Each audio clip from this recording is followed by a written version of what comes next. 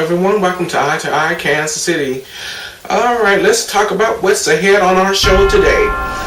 The Kansas City, Missouri School District is one of our topics that we'll be talking about in terms of two disqualified candidates, a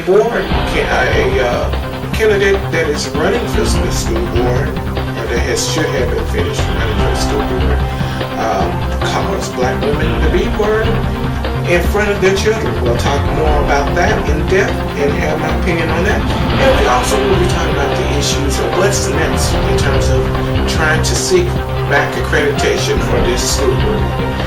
And as well, we'll talk politics and what's going on in the Republican race for the presidency, for the nomination rather. And you'll know who I think should go up for the Republican side to run for president. And as well, we'll talk more on Martin Luther King commercializing the Martin Luther King holiday, and other things to talk about and other ideas to discuss.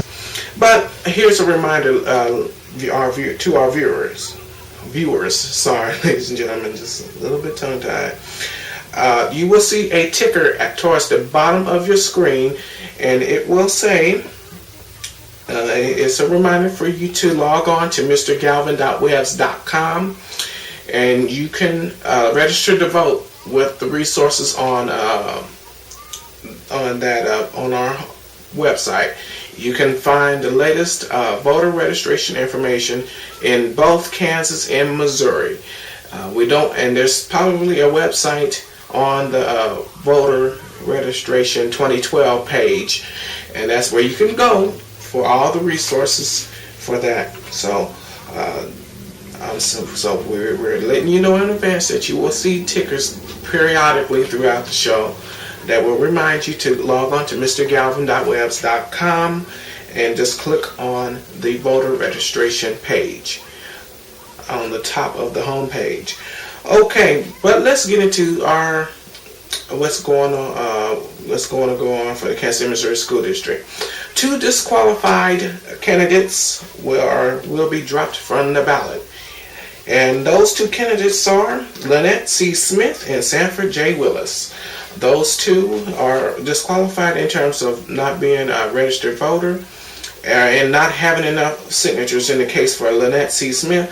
But for Willis' case, he has not been a registered voter and has a criminal record, as we've been getting reports in. I'm not sure if we can confirm those right now. We was trying to get those confirmed, but have been unsuccessful to do that prior to this show time. So we're going to try to see what's going on in his case.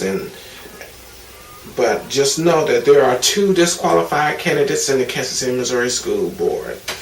In the discussion of a particular potential board member,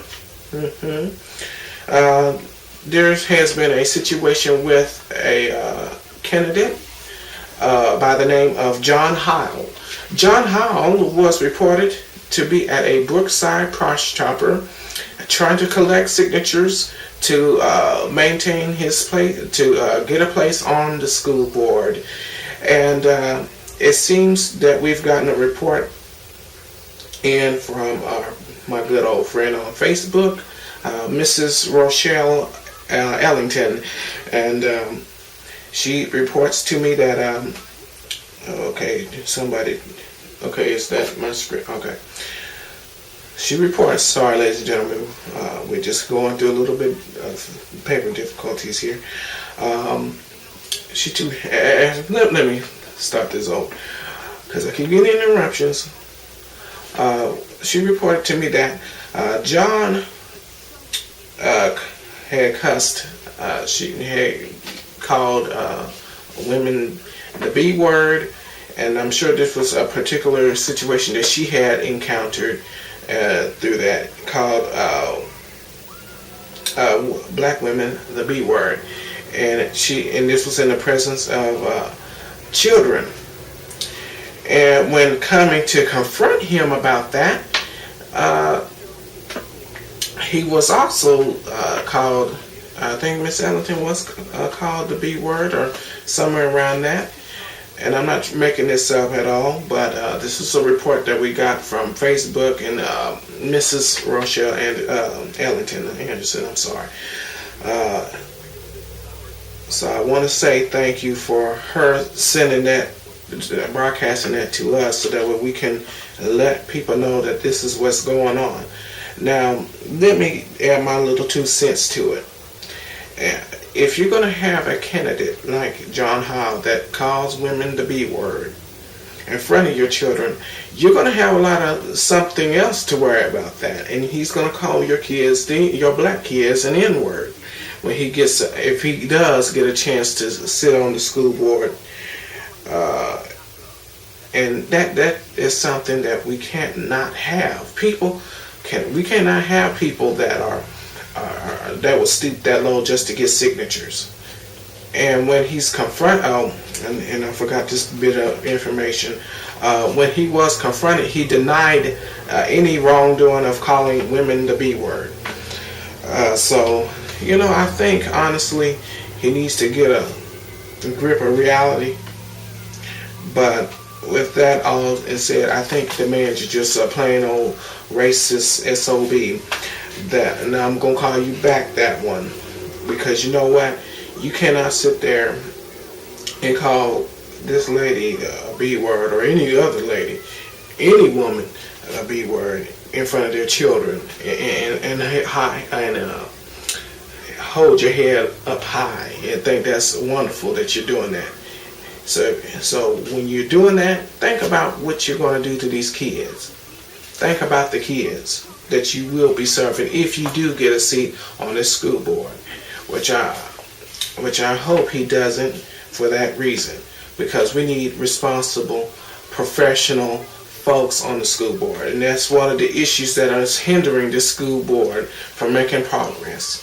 So we'll keep you monitored and see if we can get any more information on that. Now, this was at the, and I'm sure you're going to see a picture of it here in just a bit, at a Brookside Price Chopper here in Kansas City, Missouri. And that is a grocery store for those who do not know and watching us out of the Kansas City, Missouri viewing area that we do serve. Okay, well, since we done took care of that business with John Howell, let's move on to the issues of what's going to happen next to the school district. There's been talk about removing the school board, so John Howell may not have a job if he was seated on there. There's been talks of letting the mayor take control, but that's more that is the least favorable with politicians in Jefferson City. Many have expressed views of splitting up the school district and letting surrounding school districts that are closer to the schools that the Kansas City, Missouri school district serves be subcontracted by those that are outside of the school district and that are surrounded by the school district.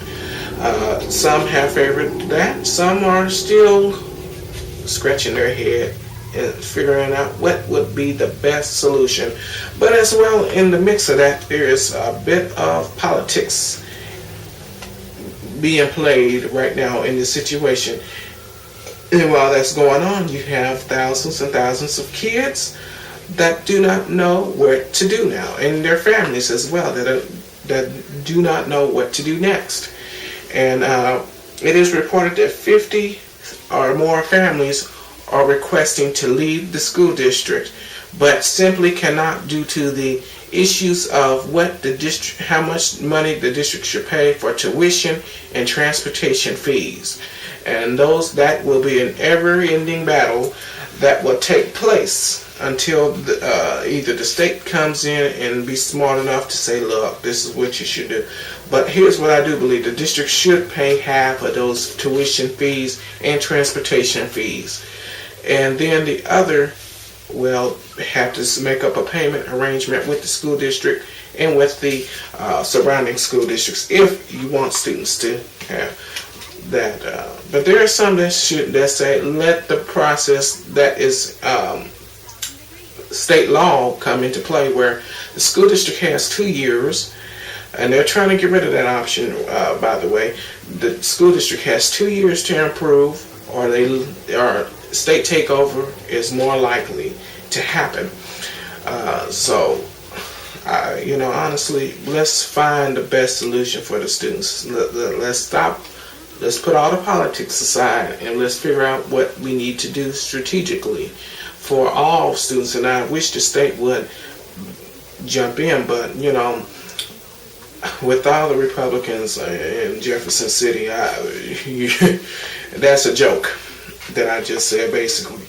So we're going to keep you monitored, as always, here on Eye to Eye. And what is next on our list to talk about is the presidential race for the Republicans. And some of you have asked, what is my choice, my preferable choice, in terms of the Republican, which Republican would be best beat for Obama. And I would say Mitt.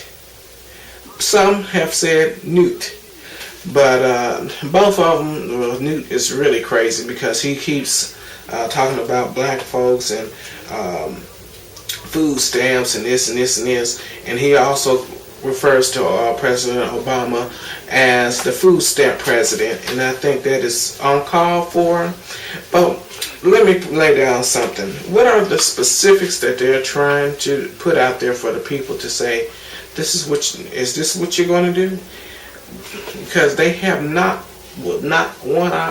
every candidate, not any Republican candidate has put on the table any plans, any specific plans of what they are planning to do in terms of the economy, in terms of health care. Because they try to get rid of Obamacare, which I like to call it health care, because everyone needs health care. Everyone needs health care. Let me put it to you like that. Even employers need a strong, healthy workforce, because then you won't have to pay as much. Come on board with me. But there's some that don't see it like that, and there are some that just say, "Oh, Obamacare," without looking at the facts and stuff like that. So, there's some people that just look at Fox News and think that just it, and that's not possible. You got to do some further research, like I do here on this program, before I get on the air and run my mouth for almost 30 minutes. So, moving on, let's talk about the State of the Union address. Now, the State of the Union address from President Barack Obama was hopeful, but I would like to see some things happen within what he said in terms of trying to provide more jobs and etc. Trying to build more of a middle class, and let's get rid of the lower class. Let's try to get rid of the lower class instead of vice versa. Let's get rid of the lower class and build a strong middle class. So therefore we have a strong economy, strong social class as well. But as well as that, and then I wrote some points down. There's a problem when we cannot come as a country and say, this is what's right, this is what's wrong. There's a problem. And that problem is, it's about race in terms of President Barack Obama's case. It's a matter of race, because there are some people that don't like the man because he's black. Let's face it. Let's put it out there. Stop hiding it. And that's the problem with America. We continue to hide from issues, little issues that continue to make big issues.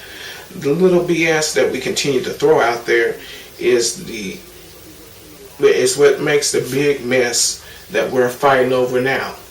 And the thing is this: let's make the wealthy and the 1%ers pay their share of taxes. Let's tax them at a good rate of 81% of their taxes, of their income. Sorry, not taxes, but of their income. Around that number, maybe a little bit more. Hack it up there. Stop letting them pay 5%, 20%, and you know, that's a shame. Well, we're taxed at our incomes more than that. So I think the lower class and the middle class have paid their share of taxes, and those of lower class shouldn't even be paying taxes for what they earn.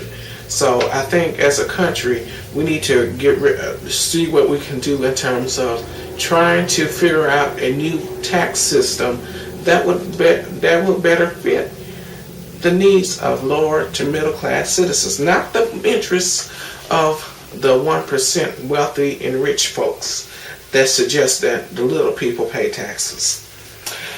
And that's all for me in terms of that. You know, I wish President Obama luck. He has my vote, he has my support and my endorsement. And yeah, I said it on this program. It's time for America to get a shakeup. And those that suggest we lost America, and well, I hate to tell you, we never had a perfect image of America. America has been iffy in terms of history, in terms of fighting wars. We've won some wars, but now we haven't been able to win a war, and I don't think we will win a war. So, you know, with all the wars, and let me kind of tell you, you know, we're over there fighting wars because we want natural resources. We want what the other country has and not pay for it, not send money for it. And if that's what we want to continue to do, then you know what? That's the problem. You know, we're fighting for nothing. But that's just on me. That's just how I think, and that's how I feel. But these Republican candidates, going back to them, they are stupid. They're out of touch. They're just a bit ignorant. And those that agree with me, I thank you for agreeing, for real common sense. And speaking on stupid, Sarah Palin is one of those people that get on my nerves. She has all these little comments about the president. It was first during Christmas where the First Lady Obama had put together a portrait, and I guess it was a portrait or postcard somewhere around there where it was over the little decorations. Oh, well, baby. I'm like, shut the hell up. Just shut your ass up. Because I just don't like how she's just dumb. She's a stupid person. I'm glad she didn't run for president. And that's just how I feel. She's stupid. Just as stupid as she want to be. And if that's who you want for presidency, then, this country is going to die. And if you want any of these Republican candidates, this country is going to really go down. And you're going to have some riots and things going on. You're not going to have peace, or so-called sustainable peace. But let's go on to our commercial break, and we'll be right back here on Eye to Eye Kansas City. We'll talk more issues and ideas, and of course we'll talk more on the Martin Luther King birthday holiday and why is it being so commercialized. This portion of Eye to Eye is brought to you by T-Mobile.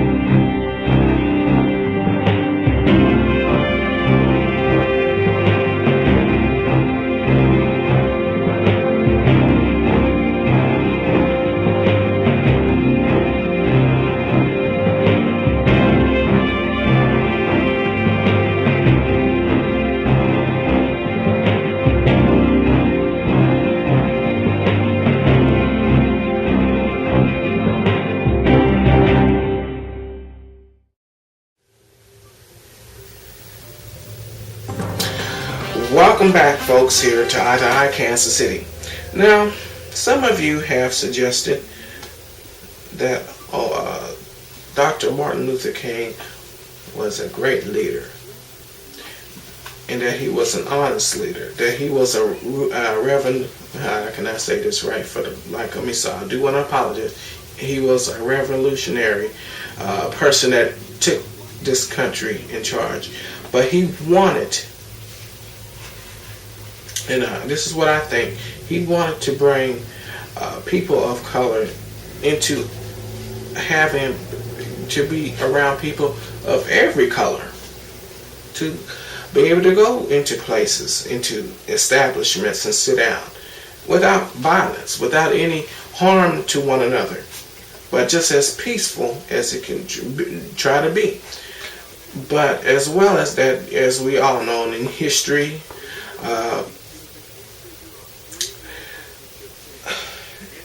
there has been evidence that peace wasn't quite easy to come by, with being hosed down, the dogs being chased after African, this is what my script says, African Americans, but I refer from saying African because we didn't come from Africa. Our ancestors come from Africa. But I'm just going to go with the script and say African Americans being chased down with water holes and dogs, and being beat with batons and other things of that nature, tear gas even. So and we're still going through struggles. Racism is still strong in this country, and it probably will continue to be until some things start to change. And it's going to be heavy because we have a black president. And then those that think that racism doesn't exist, well, you need to start looking at different things, especially in our presidency, because these Republicans, this is their goal for the Republicans, to get Obama out of office, because they don't like what he's doing. And I also see Obama as a revolutionary person in many ways than what other people think. So with that being an issue, back on Martin Luther King, I know that's why do we want to commercialize this man's holiday? That's the only black holiday we have, and they want to sit up there and make it lesser than it is. I looked on a particular department store commercial, Martin Luther King sale. I'm like, what the hell? I really was like that. What in the hell are we doing? But it takes us long to get this man a statue. It takes longer to get him recognized. It takes him longer to get this man a holiday that we as black people can be proud of and be saluting. And other people that want to be, that share what I share, would like to be proud of. Not just being black and anything like that. People that really don't have any racial issues in their life that would like to share that journey with us. And I do appreciate that. Now, he just was more than just a great man. He was an amazing and established man that had led fights to bring us equal and justice and peace in some perspective. But we're far from peace now. We're far from being equal as people. And we're far from that. Now, if we continue to make money off of this man with department stores that shall remain nameless, we're in trouble. This man's history is being lost indefinitely.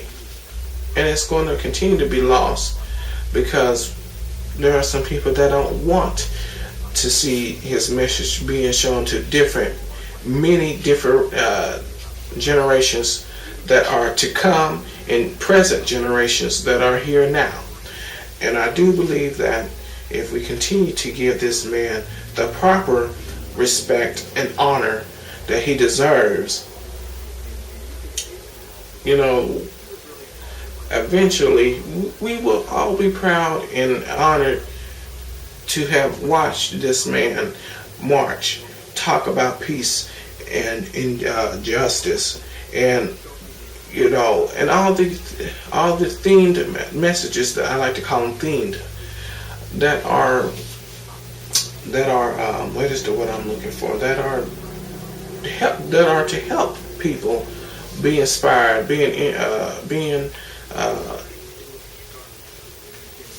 put some of their differences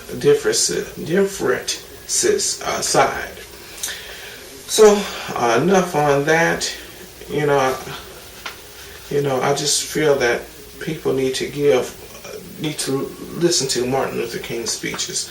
Now, unfortunately, we were scheduled to have Martin Luther King's speech here on the program, but we've had a technical difficulty to where that piece will not work with this show today.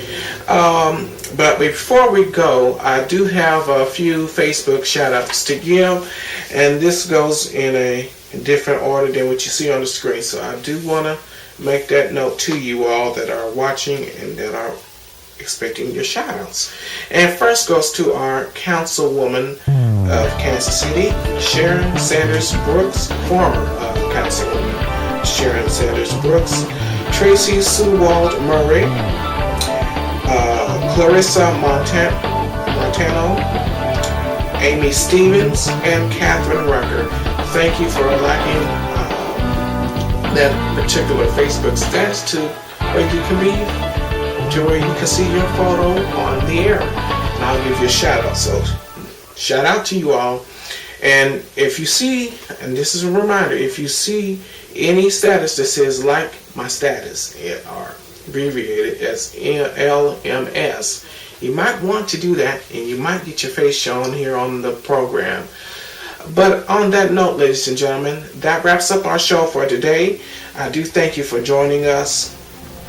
And don't forget to visit mrgalvin.webs.com for the latest information about this show and other details that we may have. Have a good day, everyone. We'll see you next time.